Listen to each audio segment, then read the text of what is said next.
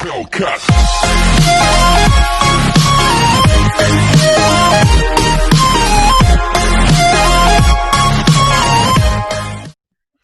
Hello and welcome to Sport is for the People. Today we're going to be talking about Plymouth Argyle again, and I'm joined by Sam. Hi, Sam. Hello. And Bobby. Hello. Hello. We're going to start by talking about probably the biggest news that's come out of Argyle recently, and that's a few of the contract issues and deals that have been done or not done yet. I'll come to Sam first for your thoughts on a few of the players. Obviously, the big one is Sarce not re-signing. Gutting, as I was saying to you a second ago, it's nice to have a player like him, you know, that they clearly care about the club, but he's obviously decided to go back up north, and fair play to him because he stuck around when he didn't have to, when he did get us back up, like he said he would. So wish him all the best, and, you know, obviously trusting Rilo to bring in someone to replace him. Yeah, Bobby, what about you, mate? I completely agree. I think the biggest one for us is losing Sarcevic. I mean, he was not just a decent player, he was also a decent person in the Argyle community. I feel like he's the kind of person you want to have around the club as a captain. Mm-hmm.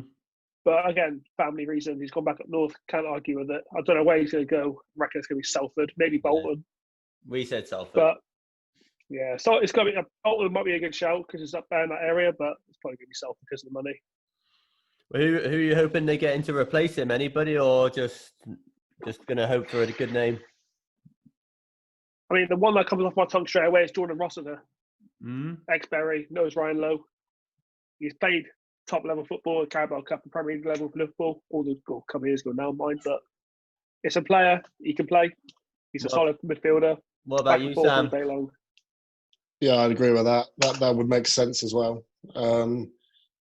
But who knows? This summer, there's going to be so many players out of contracts.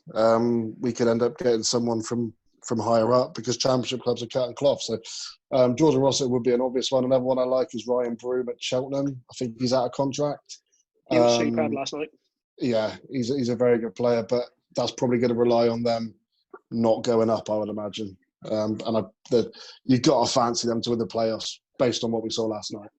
What about the finances around the club? Any issues around that, Bobby? Not as far as I'm aware. I know Simon Hallett's put a lot of money back into the club, using his own money to keep the club afloat, obviously with all issues beforehand. It's nice to have someone to put their money back in. Yeah. So it's going to be tight, of course, because we're a lower league club and we're always going to struggle in that aspect. But we're not as bad as some clubs are. Like you look at the Boltons and the Colchesters, for example, they've lost a lot of players and they're still playing somehow. Yeah, no. I think we're okay. We've also just had both kits just been released and they look really nice. So I'm assuming that'll probably plow a load of money into the club, won't it? Oh, 100%. Have you bought both of them? It's come at the right time, really. Yeah, I've got the home one already. The away one's on the way. Should be here next week. Yeah, so that should hopefully plow a bit of money into the club. And there's a lot of local support, obviously, for Argyle, and it's a big city to have a lot of local support in. So probably be all right with. Well, a lot of fans are kind of waving away their refunds for next season. They're kind of saying to keep the refund and just keep it for the club because obviously we're in a position now where we kind of need the money now. Yeah, no, that'd be a really good gesture from the fans. I think even when season tickets are going to go on sale soon, and obviously we're probably not going to see the start of the season, and you would think the take up of that is still going to be strong. Even though 100%. Even though Argyle can't guarantee there'll be fans in stadiums or as many fans as they would like. So Argyle should be fine. Other clubs, not so much, but yeah. Do you think they'll reduce the season ticket price because of that, or do you reckon they'll have to try and keep it the same? I don't think they can afford to be honest with you. I think it's going to be roughly about the same price. I mean, people are still buying them in the hundreds and maybe thousands. I think it's not going to be an issue at all. Really, the finance side of things there. Yeah, they're quite reasonable price to be fair, aren't they? Considering the standard. Yeah, definitely. Especially with the football you've watched this season as well. It's been worth every penny so far. Yeah, and obviously going up a league as well. So I'm going to ask you what your favourite moments of the season until it got interrupted, obviously, were. So Sam, since you go home and away, any good away trips? I mean, the moment of the season's got to be Salford. That last minute winner. Limbs. That was just limbs, yeah, on the pitch, yeah. Also, Chris Porter's miss at home against Crewe. That got us up. That is great. Yeah. I don't know. It wasn't really a season that was packed full of massively memorable moments, even though we had a good 4-0. season. Right. Right. Time to go. We're going to draw a line under that. It doesn't matter anyway, so it doesn't matter. You won 4-0 the time after, so, you know. That's very, very true. And what about you, Bobby? The first one that comes to my head really is Sarce's winner against Forest Green away. Mm-hmm. That's really the only moment for me that stands out straight away. But like Sam said, there's not really many stand out because the whole season's been quite high. Because even when we've lost, we've not been too down about it. Yeah, just had the belief. But I mean, the Sarce goal against Forest Green was an outstanding finish, and it's such a weird game. I don't know if you were there, Sam, but the atmosphere was so bizarre. Oh, it's a weird place. It's such a weird place to go, isn't it, Forest Green? Yeah, we never go there again. I don't want to. I don't want to. It's in the middle of nowhere. Place. And the atmosphere was dead. We were still outside the ground when the goal went in. We were still queuing to get in. Oh dear, that's horrific. Well, talking about grounds, my next little bit was what ground are you looking forward to going to next year potentially? If obviously all this football gets going again. Start with you, Bobby. I mean, the one that sticks out for me is Sunderland again. I mean, because I went for the weekend away in Newcastle, and Sunderland, it's a Premier League ground. Infrastructure there is Premier League. So just to go back to there again was nice. I mean, I'm not really a fan of where the away end is. It's like top tier, looking down. It's not great. New grounds for me, I like to go to as well. I mean, I haven't been to a lot of grounds, actually, because of work commitments. Yeah. So I like to do some of the old grounds like Wimbledon, places like that. If they stay up, I'm pretty sure they're going to be safe. No, they're in the same league. Ignore me. What about you, Sam? Yeah, obviously Sunderland's one to look forward to. Not done Ipswich before. That's a track after, isn't it? But you love it, Sam. You love a track. I do you like love a track. Yeah. The further north, the better, usually. No, Ipswich is a new one, and obviously you got to look forward to Blackpool and Fleetwood, just for the pub experience, shall we say? If we're allowed to go. If we're allowed to go. Are there any clubs you think might struggle to actually keep going? I know we mentioned it a little bit, but in the league that Argyle are getting promoted to, that you reckon might not even be there? I think it's going to depend on if the season starts and if there's going to be fans. It's going to be how they start. Yeah. I think if the government allow a capacity like 25%, I think all clubs will probably be okay. But if we're playing into a new year with no one, that's dangerous. Even we're going to struggle with that, I think, as well. Yeah. That's a lot of money gone. Well, I can't see a reason why they can't, maybe in a couple of months, do like a quarter of, like one every 4 seats or something like that. I can't see why that wouldn't be possible. You'd like to think so. You'd like to think so, bloody hell. Yeah, like you said, I think a lot of clubs will struggle, even maybe even Premier League clubs, to be honest. Like a few of the lower, like the Bournemouths or West Ham. If Bournemouth go down, it's going to be huge for them. If Bournemouth get relegated, it's going to be huge next season. Yeah, I can see Bournemouth spiralling down pretty rapidly if they do get relegated. Definitely, completely agree. What about your prediction for next year? Where do you think we'll finish? Players, etc. Just give me a little lowdown of what you think. A little Rye lowdown. That was terrible. You can keep that one for free, guys. I did not enjoy that. You go first, Sam. I need time to throw Sam under the bus. Yeah, honestly, it's going to sound a little bit negative, but I would just first and foremost take staying up. Because you don't know about the financial position. I think we'll do better than that. But I think there's a lot of big clubs next season that are going to be probably spending a lot more than others, including ourselves. So playoff push is probably unlikely, but I would say mid-table, probably around the 12th to 16th area. I consider that a good season consolidation.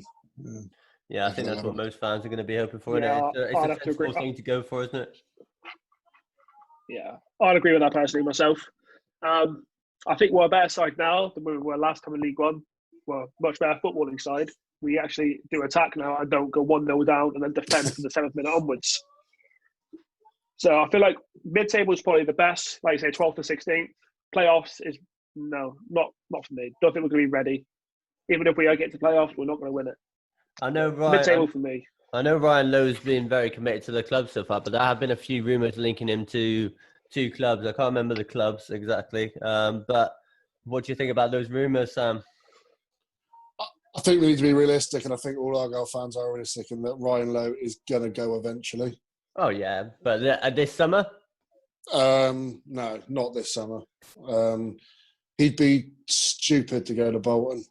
I don't know why you would drop that. I don't know why you would drop down to League Two again, when realistically, if we start off next season like a train and we're in the top 6, let's say at Christmas, there'll be Championship clubs coming in for him. Yeah. So I don't see why you would jump ship now when you can potentially go somewhere so much better in a couple of months. Yeah, what about you, Bobby? I have to agree. I can't see him leaving at all. Honestly, definitely not in the summer. Yes, again, like Sam said, if he's looking at top 6 in January, Christmas time, you might look at Championship clubs looking at him, looking to save their season or maybe push on because of the way he plays his football. But I'd like to think he would definitely stay on for this season at least, see how we get on, and then evaluate his options from there onwards. Yeah. I'm assuming you're both enjoying the style of play. He's a very attacking manager for that level, isn't he? Oh, definitely. I think it's very much do or die, really. I think he'd rather lose 3-0 than win 1-0 in some aspects. Because he's so full on. That makes no sense whatsoever, but we'll go with it. He doesn't like to defend at all. He'd much rather go for it and take the chance. Yeah. We have taken some beatings this season. We've been promoted, but we have taken some beatings. And he hasn't changed their formation at all, apart from one little tweak at Mansfield. But when we even went 2-0 down, I think it was Colchester, he still kept that shape and still pushed on. He wanted to score goals. So he'd rather lose like that or win doing something else. It's not him. So who are the players that contracts haven't been sorted yet? Do you really hope you hold on to? There's a lot of them. Yeah, there is. I think the next one for me is Fads. Mm-hmm. That's the next one that gets sorted for me because he was superb when he was fit. Conor Grant. That's another one. I see Jeff hasn't signed yet. I'm quite shocked about that, really. I want to see him start next season as well, especially if you don't get another striker in. Yeah. But I like all of them to sign on and then build 2 or 3 on top of that, really. Especially losing Sarcevic, you need to replace him immediately with someone. Yeah, what about you, Sam? Yeah, I mean, ideally, you want them all to sign. Priority, you want Fads, Jeff and Conor Grant. I must admit, I'm not massively keen on the idea of Wooten and Canavan starting in League One because we've seen what that's like before. So if they sign, I'd like to think they're more backup, but who knows? But ideally, I'd still keep them, but maybe look to strengthen there. But what about the loan players that are going back? Do you reckon you can get a few of them back, or do you reckon you'll just have to move on to different targets? Can't see any of them coming back, to be honest. Not at all. Why not? It's a higher level. I think the only one that would look at coming back down would be Alex Palmer because I don't think he's going to get into the West Brom side if they go up this year. He's been really good. He was superb. George Cooper's going to fight for his place at Peter Brunel, so we'll probably see him next season at some point. Mm-hmm. Ryan Hardy, the same at Blackpool. And yeah, Palmer's the only one that can realistically come back if West Brom go up. I mean, the other thing is you're looking at, if we did have a chance to sign these players before Corona, we definitely don't now. True. No, 100%. Financially, we're not ready for that. Especially the wages that Palmer is on with the West Brom money. No chance. No, I said on the previous Argyle podcast I did, Ryan Lowe obviously got connections with Rangers and Liverpool. Do you reckon we can nab any of their youngsters or any names that you've heard banded about? I mean, you look at Liverpool Youth Academy and it is top notch. So anyone those players from the 18 to 21 kind of age range will be ideal, really. Get some league one football in them. And they could be class. You don't know. I'll take that Trent Alexander-Arnold. He's all right. He's all right, isn't he? Get him on loan for a season. Probably play him up top. Yeah, apart from that, there's not much else news going round. So we'll leave it there and hopefully do it again next week if there's a few more contracts that have come up. Well, I hope so, mate, because we need these players signed on ASAP to have a rough idea of what we're going to need to sign. You'll have fucking 8 players starting. I look forward to a call up. Yeah, thanks very much. Thanks, Sam, and thanks, Bobby, for coming on. Cheers. And we'll do it again soon. Cheers, guys. Happily. Bye.